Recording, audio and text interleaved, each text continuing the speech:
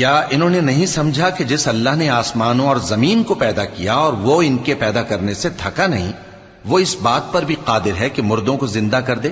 ہاں، کیوں نہیں، وہ ہر چیز پر قادر ہے۔ اور جس روز انکار کرنے والے آگ کے سامنے کیے جائیں گے تو ان سے پوچھا جائے گا کیا یہ حق نہیں ہے؟ تو کہیں گے کیوں نہیں، ہمارے پروردگار کی قسم یہ حق ہے۔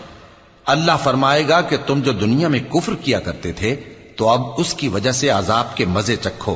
پس اے نبی، جس طرح اور عالی ہمت پیغمبر صبر کرتے رہے ہیں اسی طرح تم بھی صبر کرو، اور ان کے لیے عذاب جلدی نہ مانگو۔